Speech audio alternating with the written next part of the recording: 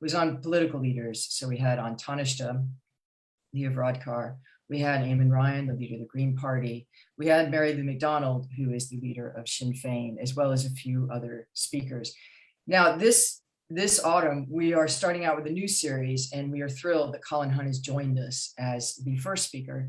And this series is on business leaders, entrepreneurs, and civil society leaders. So we will be having conversations throughout the autumn and into next year if you want to check our website. The next event is with Bobby Healy, who's an entrepreneur in drone technology. And then we will have an event on the future of international aid post-pandemic and considering the situation in Afghanistan in mid-November. And please do check our website for updates. I want to introduce Colin. And again, we're absolutely thrilled that he has joined us today, that he's taken the time to start this series. Colin Hunt has been CEO of AIB and an executive director in the AIB board since March 2019. He joined AIB in August 2016 as managing director, wholesale, institutional, and corporate banking division. Prior to joining AIB, he was the managing director at Macquarie Capital, where he led the development of its business in Ireland. Before that, he was a special policy advisor at the Departments of Transport and Finance, research director, and chief economist at Goodbody Stockbrokers. He was the head of trading research and senior economist at the Bank of Ireland Group Treasury and a country risk analyst at NatWest. He has a PhD in economics from Trinity College, Dublin, and he has degrees in commerce and economics from University College Cork.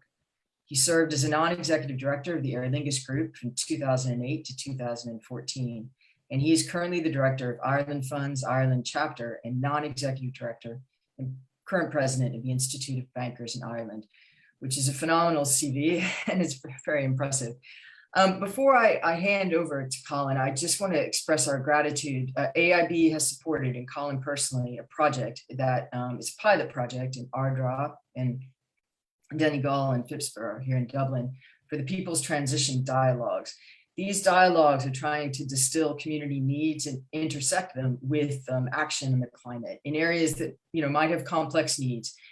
We are quite far along in the pilot, so if you watch out next month, we should be publishing a report on how they go.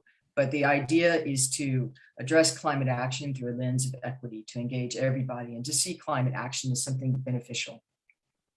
Anyway, on that note, I am going to turn over to Colin, and thank you again for joining us. Thanks very much indeed, Shane. It's a pleasure to be with you and your team today. Sustainability is something that we have been trying to put at the very, very center of our agenda in AIB over the course of the past number of years. It's been one of our 5 strategic pillars. We call it sustainable communities. It's been one of our 5 strategic pillars now since 2019, since shortly after I took over. And it's a theme which is becoming ever more important to society and to business. If you go back 5 or 6 years, to be honest about it, it probably was more of a niche interest. It now has moved to the very, very top of the business and indeed political and societal agenda. And I think to a large extent, the push to accelerate and to underline the importance of sustainability has been driven in large part by COVID-19. Because as we see it, I can recall at the very start of the pandemic, there was a view that given the immediacy of the threat from COVID-19, that issues relating to sustainability had to be parked. We were never of that view, and certainly I think that our view has been validated by what we've seen happening over the course of the past 18 or 19 months. As we see it, COVID-19, in terms of its long-term implications for the societies and the economies in which we live and where we operate, it's had 3 significant impacts. One, it has fundamentally accelerated the digital agenda. And it is inevitable that post this pandemic, that we will live more of our lives online. And we see that coming through in terms of our own customer patterns, significant move away from branches, significant move towards our mobile and internet offerings. We see it in terms of how we engage with our workforce, with our colleagues. Certainly 80% of our team went to working from home, as so many people, other people did at the outset of the pandemic. And now we're beginning to prepare for a return to whatever passes for normal in the future. And we're not going to be going back to a situation where people came to the office 5 days a week. We're going to adopt, in large part, a hybrid model where there will be a mix between working from home and working from the office. And we're about to embark on sort of the early stages of that transition back to a hybrid way of working over the course of the next number of weeks. The third big impact was that COVID, like nothing in my lifetime, has exposed the interconnectedness and the fragility and the frailty of the world in which we live. And rather than it pushing the sustainability agenda to the sidelines, it's actually led to it's actually pulled it to the very, very center of the concerns of society and the economy, and indeed of business. When people talk about sustainability, inevitably their mind moves towards environmental concerns, and they are critical and they're very, very important. But as I look at sustainability, and at AIB, how we look at sustainability, it's about how we sustain our planet, how we sustain our economy, and how we sustain our society. And it rests on three critical pillars. There's the environmental one, the E in ESG, and that's one which probably is currently attracting the most pressing attention. There's the S, the societal one, and that's of equal importance to the environmental one if we're going to be serious about sustainability. And then, of course, there's G. And if there is one, that's the governance aspect. And if there's one aspect that probably should rank higher than the other two, I think it's governance. Because if you don't get the governance right, you're not going to get the E right, and you're not going to get the S right. So I often reflect to my colleagues that we have, as a pillar financial institution in Ireland, we have a regulatory license to operate, but we also have a social license to operate. And as a consequence of having that social license, which is maintained every single day by our behaviors and how we address the concerns of our stakeholders,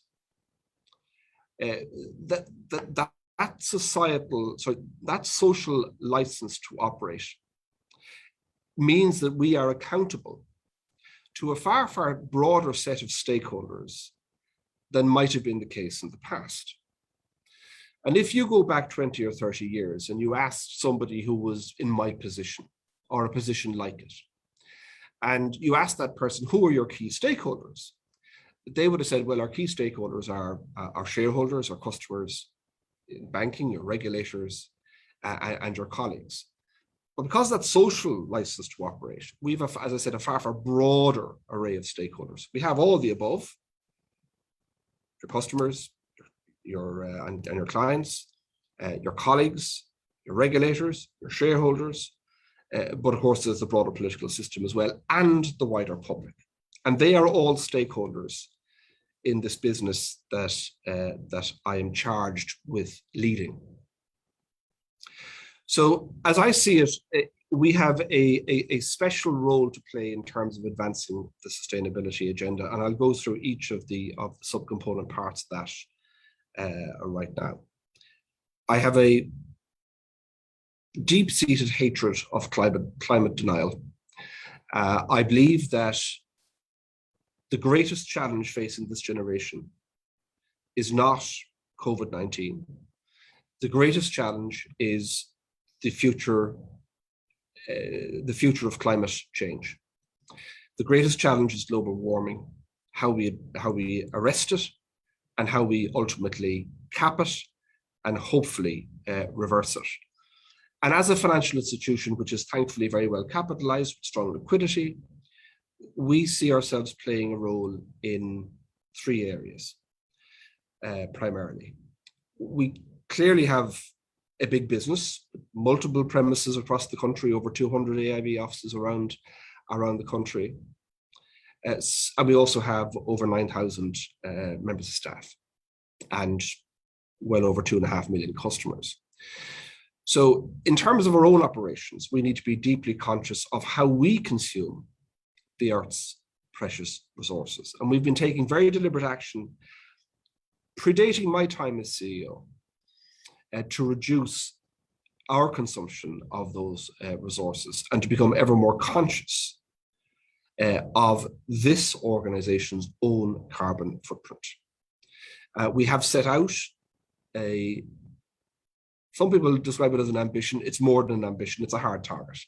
A hard target that we will be carbon neutral in our own operations by 2030, and we're making good and steady progress towards that. We also, as I said, we've got over 2.5 million customers. And we're in the good position that we have the capital needed to support them on their transition to a lower carbon future. And we deploy product and services to both our personal customers and our business customers that is supportive of that objective. Green mortgages, green lending products, and we have a specialist area within our corporate banking area that is devoted to deploying capital in large capital intensive responsible energy and infrastructure projects. It's been the fastest growing part of the bank's balance sheet for the past 3 years, and it will once again be the fastest growing part of the bank's balance sheet in 2021. So it is possible to take action that is very, very positive, not just for the environment, but is also very positive, very, very positive for the medium to long-term viability of this business. And the third area where we can be impactful directly is in relation to third-party suppliers. We've set out very clearly our own ambitions in this area, and we refreshed our third-party supplier code at the back end of last year, making it clear that the people that we do business with, we have expectations of what they're going to do in relation to the sustainability agenda. On the lending front, what we've said is that 70% of all our new lending will be greener transition lending by 2030. That will move to 100% for all parts of the economy, excluding agriculture, by 2040, and that all our lending will be green or transition lending by 2050. And for me, it's really, really important that we set out very hard, identifiable public commitments in relation to this area, because unless one of my core beliefs is if something is measured, it tends to get done. So the commitments are there, they are real, they're tangible, and our progress against those targets is very clearly identifiable. We set the targets and we are monitoring our own performance against those targets, and we will be very, very transparent in terms of reporting on our progress towards meeting those commitments and those targets over the next number of years. We publish an annual sustainability report right alongside our annual report. It has a key importance for the group, and is something we are committed to enhancing in terms of its completeness and in terms of its transparency over the next number of years. So that's the environmental side. And as we keep on saying, we're very happy with the progress we've made, but we must do more, and we will do more. On the social side, we have made good progress in terms of advancing the diversity and inclusion agenda, and I'm very proud that this organization has a gender balanced board, and we're pretty close to a gender balanced executive committee. It is key for me that this industry, which has not had a significant number of females in leadership positions over the past number of decades, it's key that we have visible, identifiable leaders doing a tremendous job in those roles that happen to be female, because I want them to be role models for the next generation of leaders of this organization. As I said, we refer to sustainability in terms of our mission as a commitment to sustainable communities. And that means being embedded in the communities that we serve. Notwithstanding the fact that you're seeing a massive move towards digital, we still want to remain embedded in the communities we serve, and we will do so. We will continue to have a strong and vibrant AIB physical presence on the main streets of the towns and cities of this country. We have a key role to play in terms of advancing financial literacy, and we are very heavily invested in that. And only in recent weeks, we've launched a new financial literacy and skills program for secondary school students, which is aimed at supporting 12 to 18-year-olds in the development and learning of key life skills. It's a key area of focus for us. I think we've about 70% of all the secondary schools in Ireland have now signed up to it, and it's something that we're very committed to supporting. In advancing our ambitions in the environmental space, we've issued 2 green bonds. These are funds that we've raised on the markets, and the funds, the proceeds of those bond issuances are ring-fenced for green and transition lending. The past number of weeks, we published a social bond framework, which is a clear statement of intent on our part that we are going to issue social bonds, where the proceeds, and we're the first Irish organisation to do that, we're the first Irish organisation to issue a green bond as well, but the proceeds of that social bond will be designed to support positive societal change, helping us to provide new funding to social affordable housing, and to support greater equality in terms of access to education and healthcare, and also, of course, to finance SMEs in disadvantaged areas, and of course charities and not-for-profit organisations as well. We have a strong desire to play our part in providing finance to drive a fair and more responsible and inclusive social infrastructure for this country over the next number of years. And finally, in relation to the G, the governance, as I said, if there's one element that is more important than anything else, it is the G part, it's the governance part. This very much has to be, this agenda has to be led from the top. And as a topic, this is a standing item on our board agenda. We have a subcommittee of the board, which is peopled by senior non-executive directors of the organisation, as well as members of my executive team, including myself. We're all members of the Sustainability Business Committee of the bank, and our agenda is focused on the E and on the S. One of my colleagues at the Group Executive Committee is charged with overall responsibility, amongst other things, for sustainability. So the voice of sustainability is loud, its presence is present, and it is something that we are very focused on ensuring is at the heart of our own agenda on a day-to-day basis. This is, as I opened up by describing it in the past as a niche interest. What it is no longer a niche interest. It is now central to the agenda of business. It's increasingly an area of heightened importance for some of the world's largest investors as well.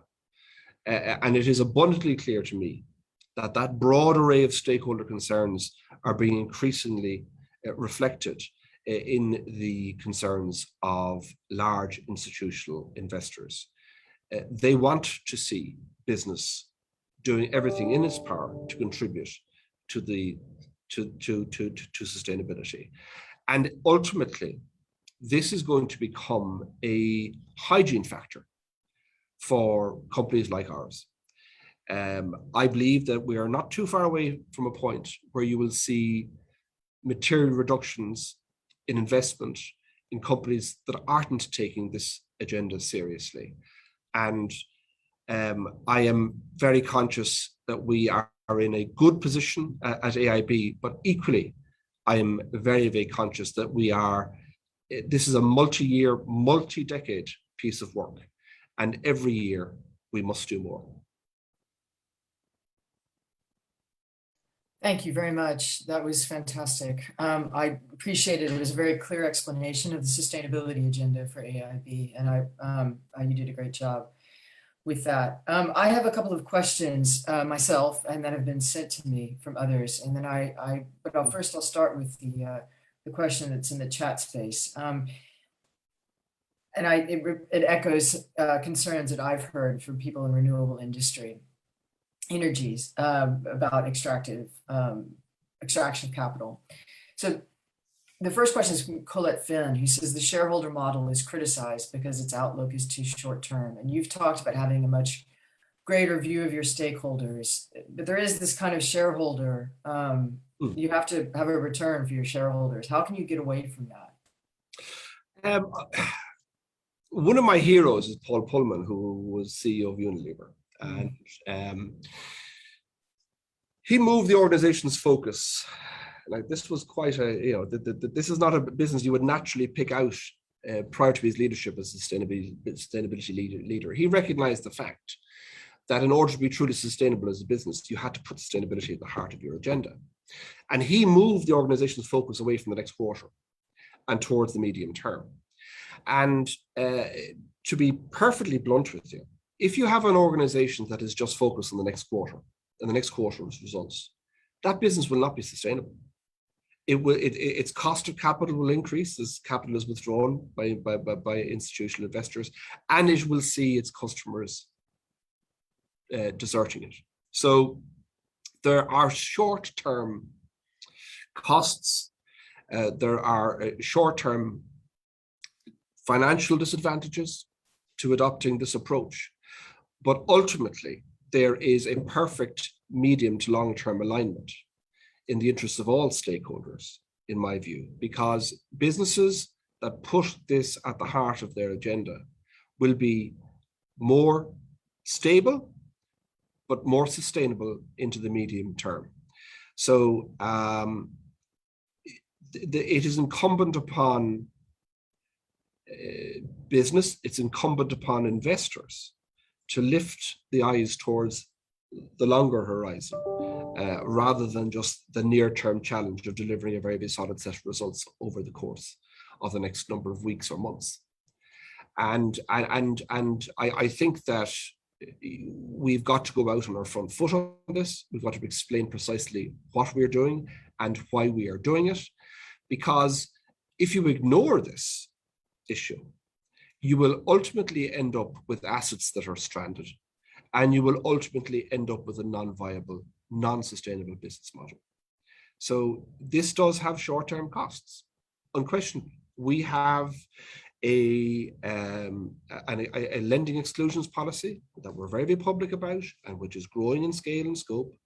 There are industries that we will no longer support, and as our lending evolves over time, that list inevitably will grow. Now, we want to support our customers in the transition to a lower carbon future, but already there are industries that we're saying, extractive industries, fracking, for instance, we just will not lend money to that.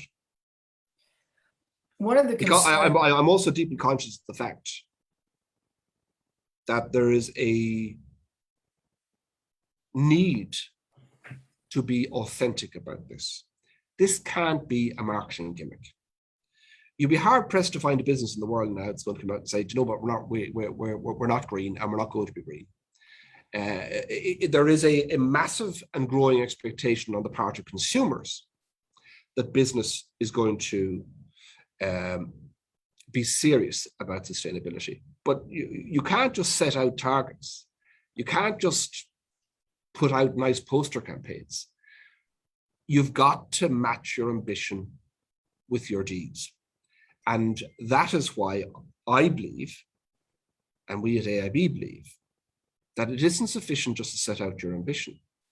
You have to monitor it, you have to measure it, you have to be transparent in what those measurements are, and you have to be public about the disclosures. And that's what we will be, and that's what we are through our sustainability report. Thank you. Actually, I have a couple of follow-up questions then. The first is that I've heard concerns, particularly about renewable energy, wind energy, let's say, which is set to become a potentially a big business in Ireland. What's preventing the same replication of sort of extraction capital? Let's say it's a foreign company comes in, has like very large offshore wind farms, and they take the capital back, and there's not a great relationship with the local community. Is there a role for AIB in that to prevent both kind of exacerbating inequality or having sort of replicating negative trends in corporate behavior, but also, you talk about how many branches you have, and you are one of the most prominent banks in Ireland. Is there a role that AIB has in sort of engaging communities with businesses that are investing in what looks like to be a huge growth potential in renewable energy in Ireland? There's huge growth potential in renewable energy the world over. The sums involved in filling the capital gap on the path to a carbon neutral future, something of the order of between $2 and $2.5 trillion a year for the next 20 years. In an Irish context, I've seen numbers out there estimated at about 20 billion. So there's a massive capital gap. These are long-term projects. These are not projects which are going to generate a quick buck for anybody. So if you are a believer in responsible investment and in sustainable investment, you have to take into account the concerns of the communities in which your assets are based. It makes it doesn't make any sense for anybody who is serious about deploying capital over the medium term. Like these are assets which have 20, 30, 40-year lifespans. It would be a very, very foolish provider of capital or an investor, taking into account that their assets are embedded in these communities for the long term. It would be a very foolish provider of capital that didn't take into account the concerns of the communities. Thank you for that. It would be extraordinarily short-sighted. And yeah. Yeah, no, I completely agree with that approach. I think there's that's not to say that business is not short-sighted, but I can tell you, on my part, I have zero tolerance to that sort of carry on. So that follows my next question. In terms of greenwashing, which is a commonly used term, people like you said, they pretend, they say, okay, we're going to be like, we're going to do a campaign, or we're going to support this, and that's our contribution to climate action. Do you think you're setting a role model, or are there other ways you can engage with your with companies? I know that you say that you're set to impose criteria for companies to make sure that they are pursuing a net zero agenda. But are there ways that AIB can become more public about that? Because there is a fear that greenwashing is actually the trend. It's not sort of serious engagement with climate action. Yeah, so greenwashing is a concern on two fronts. One, that it undermines, like if a company comes out and makes commitments about what it's going to do in terms of supporting the transition, and then doesn't do anything to support the transition, it is going to damage not only its own reputation, but the reputation of business as a whole. The second area of concern for me is that the real threat of greenwashing, which is justifiable and understandable, it causes me a little bit of concern that it might discourage businesses from going out on the front foot on this. So sort of keep their head below the parapet, hope that they won't be asked any questions about what they're doing, rather than, so that there's an impact of greenwashing on those that have false ambitions. But then there's a broader impact, which is, let's not draw attention to ourselves in this topic. Let's not say anything about it because of the fear of a greenwashing, of a greenwashing backlash. It is, as I said, this is the biggest challenge we'll ever face as a generation. And as things currently stand, we will be the first generation since the Middle Ages to hand over to our children and our grandchildren a world in a worse state of repair than it was handed to us. And shame on us. Now, we have an opportunity to do something about that. And that can't be done by a bank or an individual or a country or a community. What we're trying to do is and this is good business for us. If you take the long-term perspective, it is unquestionably good business for us.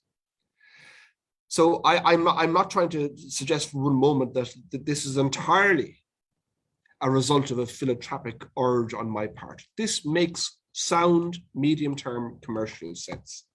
But equally, what we're trying to do is put this at the top of business's agenda and force others and encourage others to come with us on this path to a greener future. I don't want us to own this space. I want us to be the leaders in this space.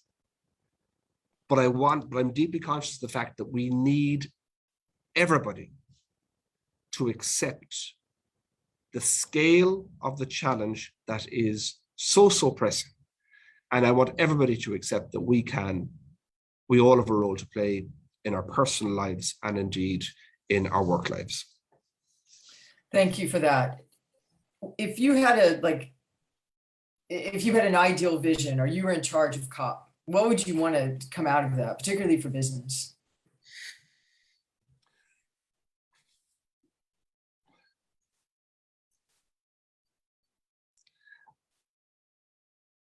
All the data, notwithstanding the fact that we still have people out there who sort of say this is a hoax, same way with some people out there saying that COVID was a hoax at the start, remember that?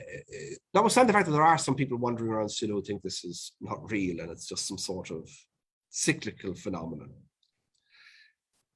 All the data suggests that the world is warming faster than we expected. And one of my core concerns is that when we, ourselves included, come out with 2030 and 2040 and 2050, it's a long way away. And I have a deep-seated concern that by talking about 2030 and 2040 and 2050 and 1.5% in terms of the cap on increase in temperature, that we create an impression that this isn't immediate. And if I was in charge of COP, my number one objective would be to put the science center stage, leave aside the diplomacy, leave aside the politics, and highlight the fact that global warming is happening faster than we thought. And maybe we don't have until 2030 or 2040 or 2050. And maybe 1.5% is too much. So I think that it's a genuine concern of mine that when we talk about 9 years' time, we understate the immediacy of the challenge. And I worry that we are, as a global society, excessively complacent about this. The people who are jumping up and down, the people who look like extremists in terms of their prognostications and forecasts, are looking more rational with every passing week. Yeah, I understand that. I completely understand that. That the alarmists are looking like the smartest people. And I do think that there are some amazing people out there who've devoted a large part of their professional lives to this agenda. And I would love to, and I've had the good fortune to meet a lot of them. I've had the good fortune to hear them. I've had the good fortune to read their research. That needs to become mainstream. It needs, so I am concerned about general complacency. And if people realized the scale of the threat, I think that it might lead to faster action. One of my observations about this country is we love the word existential. We throw it about with wild abandon. Existential this and existential that. Brexit was frequently described as an existential threat. Brexit was never existential. Britain was going to continue to exist, regardless of how it voted in that in that referendum. We were going to continue to exist, regardless of how Britain decided to manage the future of its relationship with the European Union. But this is existential. This is about the future of this species and the inhabitability of this planet. Smurfit Kappa have a great advertising campaign, marketing campaign, you might have noticed in the papers at the moment, which is "There is no planet B." Yeah, and there isn't. Yeah, I understand that completely. Having two teenage children who talk about sort of the planet we've left to them, Yep. they talk about it quite often, which is depressing. I'm gonna go to a question from, I'm just gonna shift briefly to, and then we'll return to sustainability before you conclude. There is a question, you say you have 200 branches, and there's a trend to close branches, as you know, and digitalize, everything is becoming online. Considering, you must be aware of the digital literacy rates in Ireland, which are low compared to other EU countries. And it's actually a concern of agencies like NALA and the government about how to improve digital literacy. We just had a strategy come out, a 10-year strategy on adult literacy rates. How do you think, on the one hand, as a bank, you can engage with digital literacy, but on the other hand, make sure that people like older people or more vulnerable groups still have access to banking services in the way that they should have? As I said earlier, more and more of our everyday interactions with our customers are happening occur digitally. To put some numbers on it, every day, on an average day, I will expect about 35,000 of our customers to physically cross an AIB threshold and come into one of our branches or come into one of our offices. On that same day, I will expect at least 1.5 million digital interactions with our customer base. So the vast majority of our customers are already, for everyday banking, are digitally engaged. It was, if you actually looked at COVID behaviors, now we kept our branches open very deliberately. And we kept all our branches open during COVID because we were very conscious of the fact that a huge number of our customers were forced to close their doors. Now, we had the opportunity to keep our doors open. And we did that as a sort of symbol of strength and stability at a time of great instability, great uncertainty. There was a very significant shift in terms of customer behaviors during COVID, not for those under 30, not for those under 40, very significant shift for those, for now that I'm heading that direction myself, what I describe as our more mature and experienced customers rather than our older customers. And you're absolutely right. There is a literacy issue there. It's one of the reasons why we're investing so heavily in financial literacy in the secondary schools. But we also have an obligation to work with our customers who aren't as digitally literate. That is one of the reasons why we will continue to have a physical presence to support our customers who feel uncomfortable using the digital technology. We've got customers now who are using the technology, who never envisaged using it before on the back of COVID, but there are still people who prefer the comfort of coming into a branch. What is inevitable? So more and more of our products are online. You can now, from start to finish, apply and get approval for an AIB mortgage without ever going near an AIB branch. You can do it all on this amazing machine.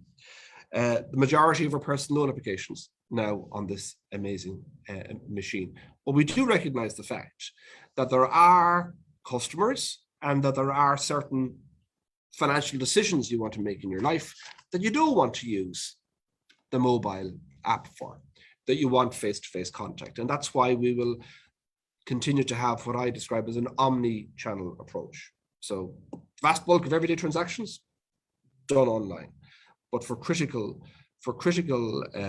life decisions and for support, we will continue to have physical presence, the length and breadth of the country, for our customers. It's also like, it's a key differentiator.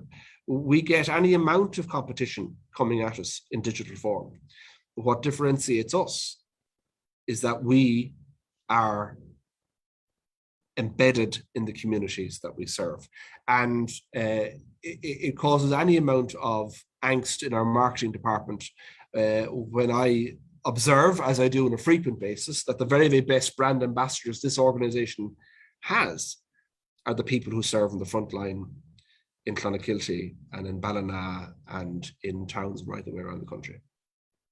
We do have a question then, and that's a good segue, about jobs within the bank. Do you think jobs will be lost to digitalization? So we're currently embarked on a number of what we call inorganic initiatives, which is us acquiring businesses, us acquiring loan books. And as part of those businesses, as part of those inorganic initiatives, we will actually see more people joining the group. We have a commitment to reduce our headcount over time. That will be done in a voluntary way. There's a mix, there's a natural attrition in the organization as people leave the bank and choose to pursue careers elsewhere. There's a natural flow of people towards retirement as well, and then there are, we also, any severance we have is always on a voluntary basis. The jobs are going to change inside the bank. That's as more and more of our processes become digital and non-manual. The roles inside the organization will change. The total headcount will be lower in 5 years' time than it is today, but the jobs. But I do hope that AIB can offer people a good career and be an employer of choice for generations to come. It is inevitable, though, that as we digitalize our internal processes, so it is inevitable that roles will change, and it is also inevitable, I think, that we'll probably have fewer people working within the organization on the basis of its current construct. Now, I would have set this out when we laid out our strategy, our post-COVID strategy in December of last year, and already we would have adjusted upwards our headcount expectations on foot of the fact that we have bought a number of businesses, set up a new business in the life insurance space, and of course acquired a very, very important loan book, or in the process of acquiring a very important loan book from Ulster Bank. So, but certainly roles are changing. There are roles that are done today that won't be done in the future. Thank you. I do have a question from a customer who is Paul, who has said that he wants to know what you think about the sustainability of the AIB, considering the agenda that you've laid out here, that you're moving toward from shareholder-centered values to stakeholder values, and you're modeling yourself after a longer-term vision in terms of investment. So do you think that has will have any kind of effect on AIB's sustainability, or what its growth potential as a bank? I actually think that it underpins our sustainability, to be and our viability. I think that in 10 years' time, if we were gathered in this assembly, and who knows, hopefully in 10 years' time we'll be back to having in-person engagements, and that this sort of engagement, welcome though it is, will become a rarity rather than the norm. In 10 years' time, I would suspect that we will look back and you will see the business landscape littered with companies that didn't take this seriously. We take it very seriously. It is, and we are very public in terms of the importance we ascribe to this agenda. There is a growing alignment between all our separate stakeholder groups on the centrality of this issue. And I think that, notwithstanding the fact that I do think that companies that don't take this seriously won't be around to talk about it in 10 years' time. Yes, that's clear, and I think you're right. Are there particular, and I'll move to closing the event. This has been great. Are there particular products that you think need to be pushed? Let's say not. Are there particular products you think would be an example of investment and in return that need to be sort of at the forefront of understanding, as you said, the kind of dramatic changes we need to be making in our life, but also in terms of viability, just as a business? Yeah. So what I would say, what are the key drivers of global warming? Transport, energy, housing is a huge issue. Not so much in terms of new build, but in terms of the stock of housing, in terms of its energy efficiency, and of course, industry and agriculture. And every single one of those components has a role to play in the decarbonisation agenda. And the one that jumps out at me the most, because we think a lot about transport, we think a lot about energy, we think an awful lot about agriculture. We bank half the country's dairy farmers. We think about agriculture an awful lot. We're involved in great work with Teagasc in relation to how to promote the sustainability agenda in agriculture.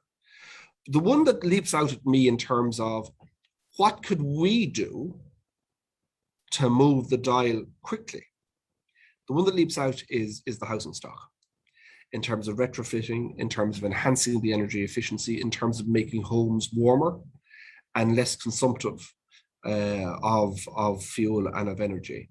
And that is